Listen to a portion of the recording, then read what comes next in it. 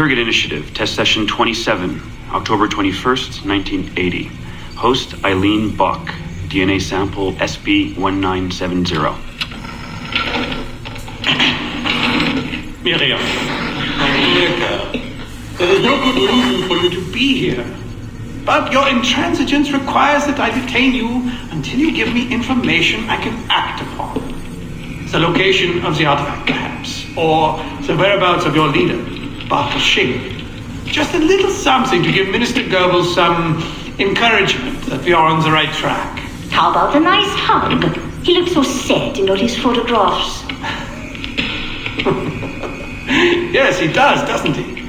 Perhaps you could pay him a visit yourself. He likes beautiful women, actresses, musicians. Pirates? That's right, pirates.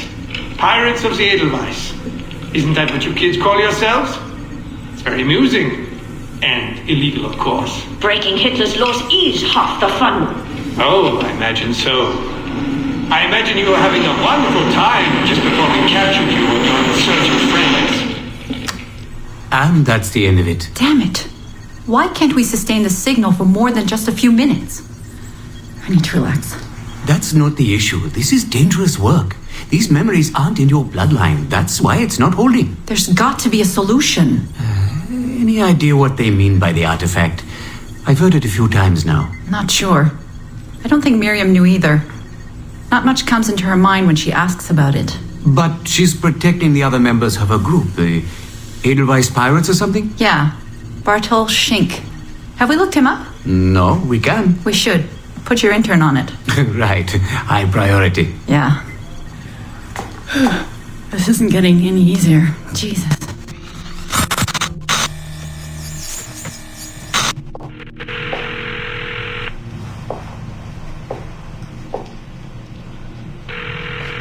Hello? Hi, Seamus. It's Mom. Hey. How are you? Dad! It's Mom! Hello, Eileen. Hi, Carl. How's Seamus? Great. We were out shopping for school clothes. Yeah. The summer just sped by. They all do. I never seem to notice. No windows in the office. Right. Trapped in the lab. So, did you need to talk? Yes, sorry. I was curious about your mother, actually. Oh. Okay. How much did she talk about the war when you were growing up? Not often. Bits and pieces.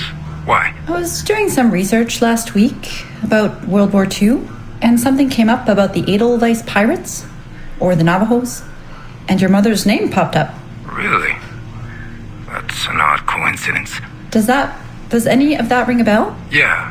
Mom ran with that group while the war was on. There were a group of kids who wanted to avoid the Hitler Youth programs, but in later years they escalated their activities to, bigger ideas like vandalism and sabotage. But why Navajos and pirates? Just some of the names they used. Navajos, Edelweiss Pirates, you know, kids. There were little pins, little white flowers. I may still have hers. That's interesting. And this is for work? Researching my mother? Not exactly, but... Sorry, I can't talk about it. Right. You never could. Hey, don't. I didn't mean to be flippant. No. Don't mind me. All for the greater good. I like to think so.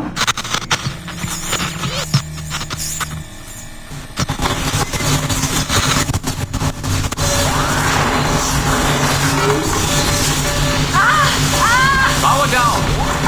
You all right? Damn it! 5 months of this bullshit! We're floundering. Take it easy, Eileen. You're just stressed. I am not stressed. I'm frustrated. I'd like to go again this afternoon. No. There is no reason to rush this. We're hardly rushing.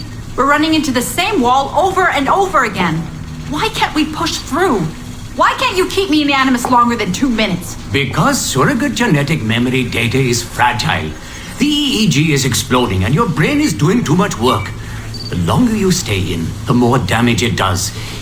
It's even possible that... It's possible the memories we're digging into could eventually overwrite your own. Like information on a tape drive. There's just not enough space in your head to do both. Here I come to save the day! Good afternoon, all. Did you invite him? No. But you did. Remember? That was months ago, Warren. What do you need? I wanted to stop by. Check on your progress. Well, apparently it's still too dangerous to keep me under for more than a few minutes. I always suspected that would be your biggest hurdle. The genetic memory sequencing is the easy part, if time-consuming. But the replay, that's something else. Yes? Let's think this through. My subjects are diving into their own genetic memories, so the information is already encoded in their heads. Which means the Animus has less work to do. Less computing, less parsing. Right. So to get your surrogate data working, To let people experience foreign memories, it'll take a hell of a lot more processing power than anyone has. Even Abstergo Industries. Ideally, we'd like to build an external processor that mirrors as many brain functions as possible. Something to handle the calculations. But the cost and upkeep of that would be Astronomical. Let me see what I can do. I have some sway with Lillian. We won't build Rome in a day, but if we focus on the pretty buildings first, maybe we'll achieve something. Thank you, Warren. Till next, folks.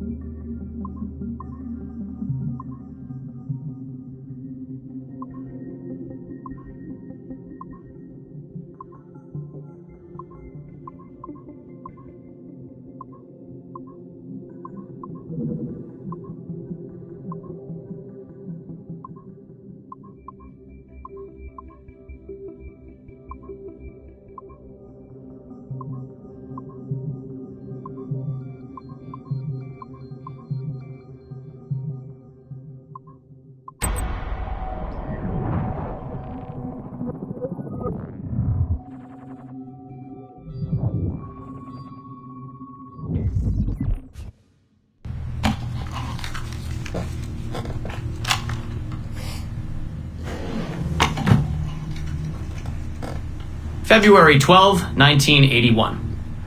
Qualitative personal interview with Subject 1 on ancestral research regarding Avalon de Grand Prix. How are you feeling? Any side effects?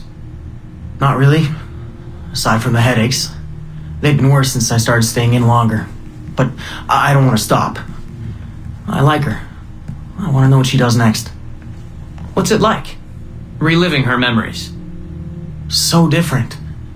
The animus, I mean. The past. At first it was confusing. Distracting. Like New Orleans, the stench. I wasn't expecting all the smells. Smell is the sense most directly linked to memory. When I'm in her memories, it's like I can smell more than I usually can. In general, women have a more acute sense of smell than men do. I had wondered how that would translate. Anything else? Yeah. She's smaller than me, but it's like her body could do more. Did that surprise you? At first, yeah. The ERA people might hate me for this or whatever, but I don't usually think of girls that way. Climbing things. My mom, my sisters. The animal feeling of Aveline sinking her hidden blade into the throat of... Go on. It doesn't feel feminine. What I think of as feminine. But then at the same time it does. Her center of gravity is way lower. That was a surprise. How easy it is to land. How steady I am on her feet. Sorry. This is hard to talk about. No, it's fascinating. This is what we need. Pure experience, in your own words. Okay. Can you tell me about Gerald Blunk? What about him? He and Avalon were close, but we haven't been able to ascertain if he might be your missing ancestor. Do her memories suggest anything to you? Does this make you uncomfortable? Remember, these are her memories. You're just playing them back. It's not even acting. You're a researcher. Like you say, I haven't experienced her consummating anything. That would be... Anyway, I think maybe she was confused. Oh. Well, first of all, I don't really know for sure, okay? I mean, guys think about sex more than girls, right? That's a fact. As a researcher, what did you observe? Does it mean she's more like a guy if she thinks about... Is that why she's able to assassinate? Well, okay, here's the thing. I don't know her thoughts, but from what's in her memories, physically, the fidgeting, some hesitation, what she looked at, who she looked away from, the things she didn't say when I expected her to. If I had to guess what it meant, I would think she was thinking about sex. But I'm a guy, so I would think that, right? So what does it mean for women to act that way? It has to mean something else, right? As a subject, you're able to observe more finely than I am in review. What about unwanted attention from men? Well, I thought that would be the hardest thing to deal with. I'm not into that, for the record. Not at all. Yes, I know. But the way she dealt with it happens so often. It's like you stop noticing everything she does to avoid it. Crossing the street, eyes in the back of her head. She knew how to handle herself. When she was charming, felt kind of similar to killing. Or the build-up to killing. Can we take a break, Mr. Vidic? Of course.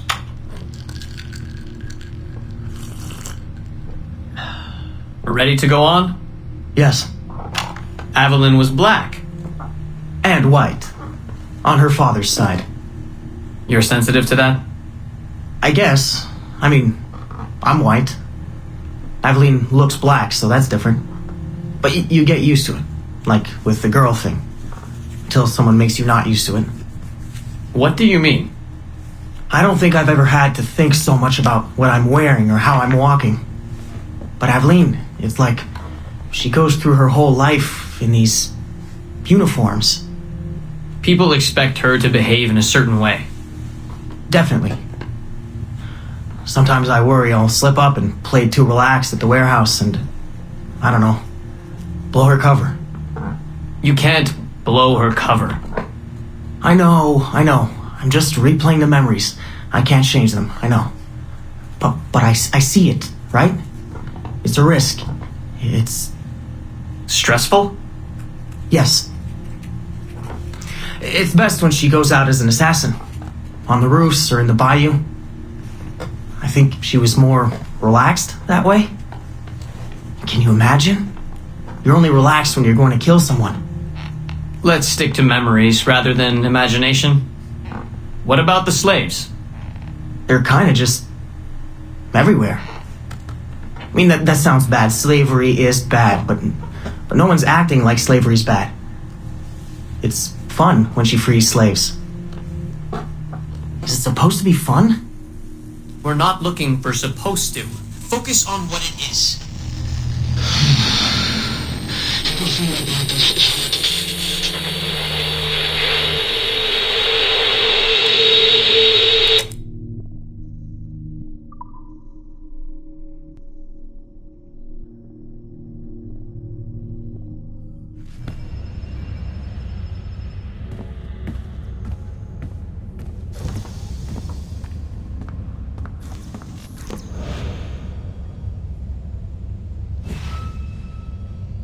Вот и все позади. Просто ненавижу, когда усиливают охрану, дергаюсь. А в бункер кого-нибудь сажали? На пару дней. Бесит, но, наверное, так нужно. У нас тут серьезная инфа. Все секретно, да. Противно это, конечно, но... В контракте есть пункт и... И бонус за это платят. Говорят, за неудобство. Правда? А вот это здорово.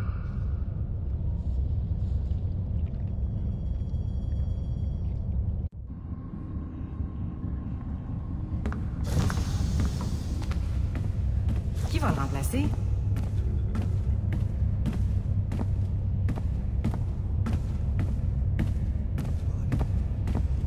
Откуда знаешь? Я не...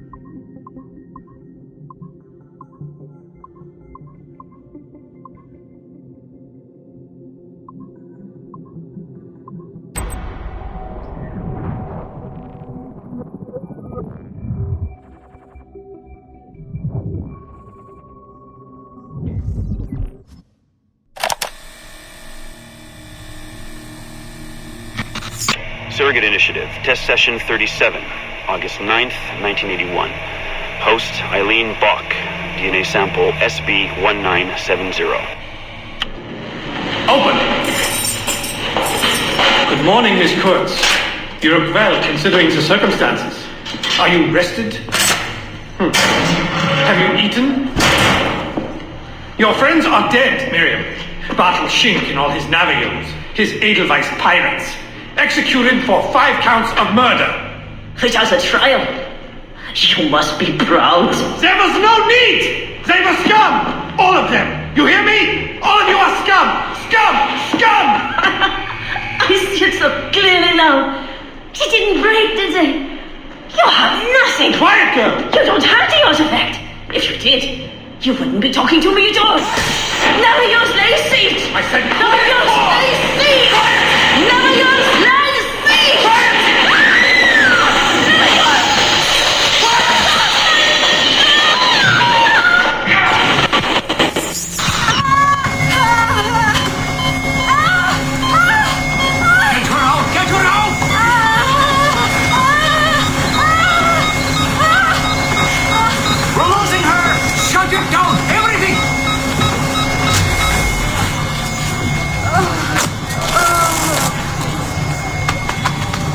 Eileen, open your eyes. Can you hear me?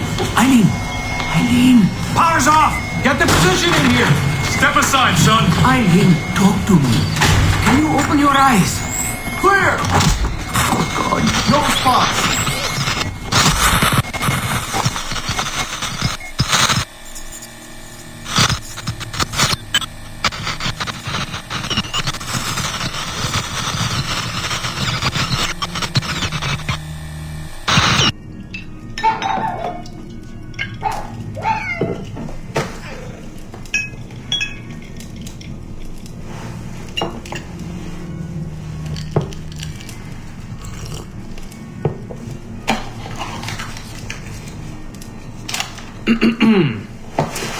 All right.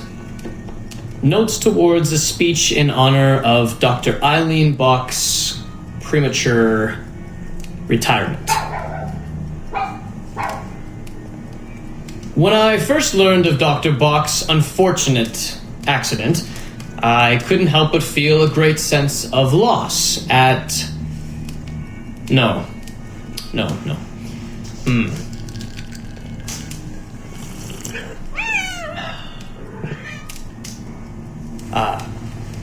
Dr. Eileen Bach has and always will be a friend and colleague. When I first learned of her unfortunate accident, I was shocked, of course. To see any friend injured in such a way is deeply upsetting. And to further learn that her injuries were severe enough to force a premature conclusion to her brilliant career, well, I would not wish that fate on anyone. But if there is any solace to be found in her accident, it may be this: that she was injured in service of her research, in service of work that she cherished most dearly. And it is thanks to her, it is due to her diligence, that some of the mysteries of genetic memory have been further illuminated.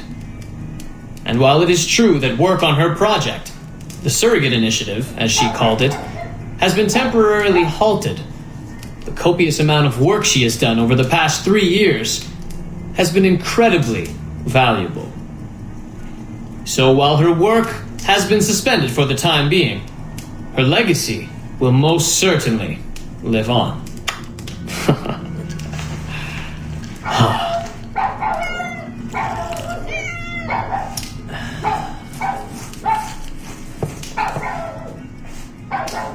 Quiet, Joan! Quiet!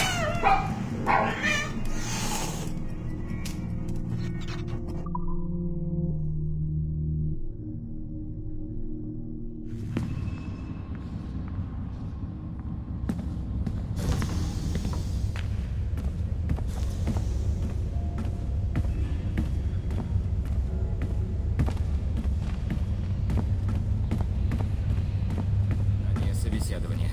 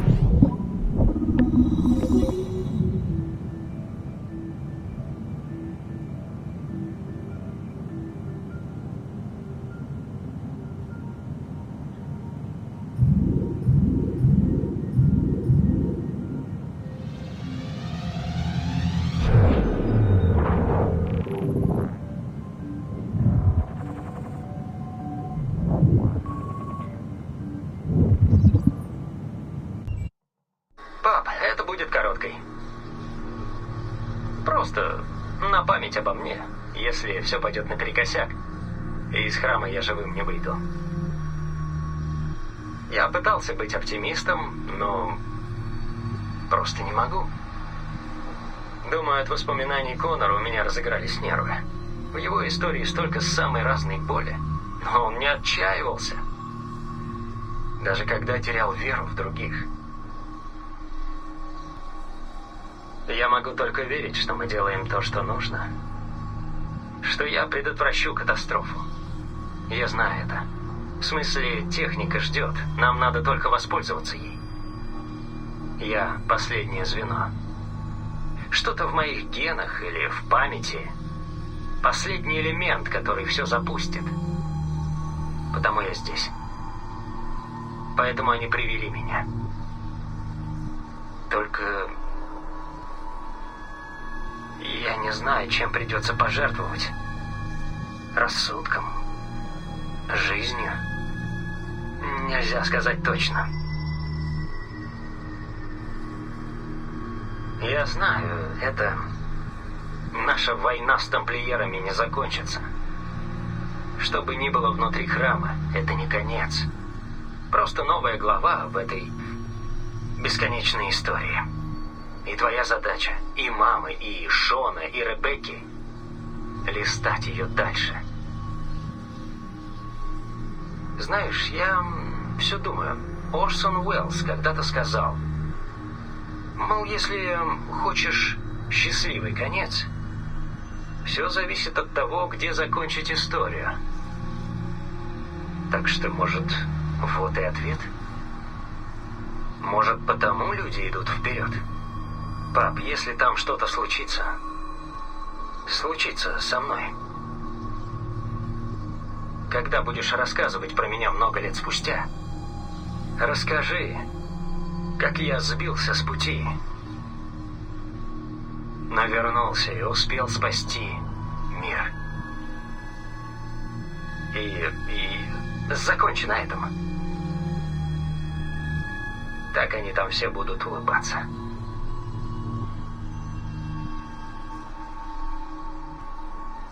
Пока, пап. Привет, маме. Передай, что я люблю ее, что я люблю вас обоих.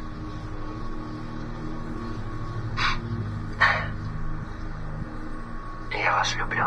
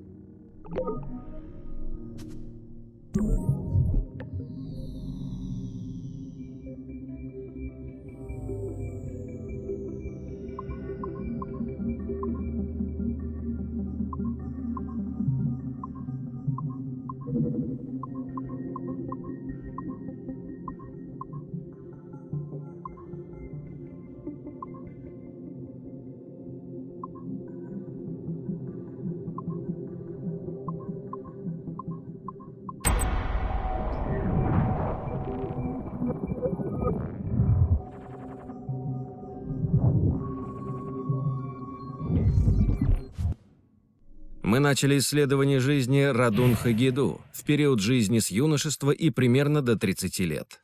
Но нас не впечатлила его чрезмерная сдержанность, перемежаемая вспышками гнева. Он явно не обладал необходимыми нам лидерскими качествами. Все же мы решили изучить его раннее детство в надежде найти интересные эпизоды в доколониальной Америке. Здесь хорошо видно, что в этом мальчике есть некая притягательная наивность. Однако наши специалисты сочли историю этого юноши весьма проблематичной. Изобилие фрагментов культуры магавков мешает рассказать подлинную историю Америки. Далее. Язык магавков, безусловно, станет проблемой для восприятия. Как следствие, мы считаем, что детство Коннора может представлять интерес для более образованных зрителей. Широкой же аудитории она может показаться слишком чужой, скажем так. Наша группа рекомендует отказаться.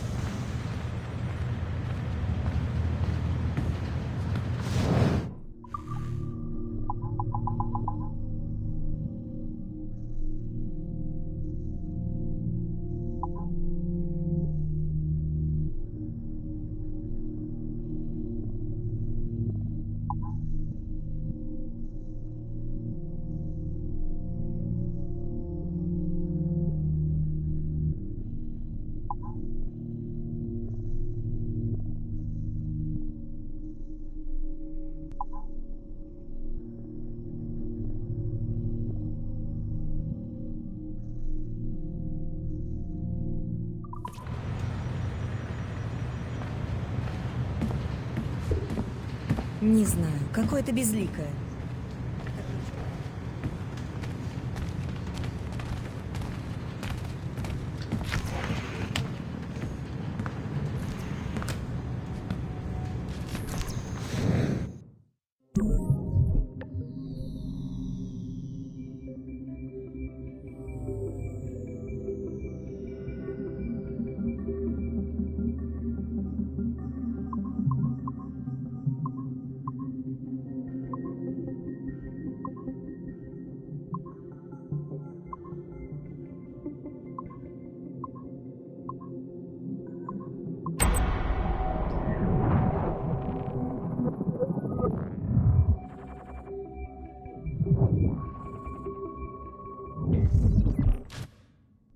Судя по ранним данным об Эвелине де Грампре, она слишком импульсивна и сложна для широкой аудитории. Ей промыли мозги еще в юности, сделав орудием ее невменяемого наставника Агате. Кроме того, она много бывала в дельте Миссисипи, якшаясь с контрабандистами и ворами. Нельзя рисковать ее рейтингом среди пользовательниц, который сейчас близится к 50%. Однако по мере взросления Авелина сильно изменилась. Она стала воспитанной и благоразумной девушкой. У Авелины появляется новый наставник, ее мачеха Мадлен де Лиль, ярая защитница прав рабов. Thank you, Madeleine. Легкая редактура позволит акцентировать их отношения, и тогда история Авелины нам подойдет. Наше решение – да. Быстро выпускаем на рынок.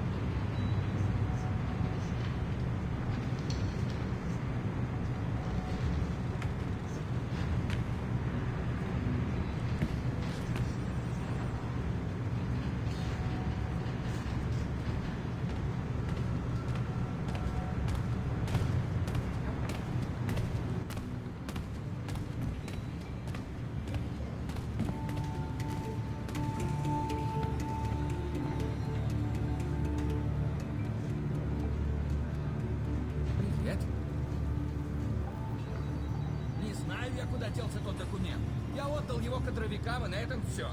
Не вешайте на меня чужое разгильдяйство.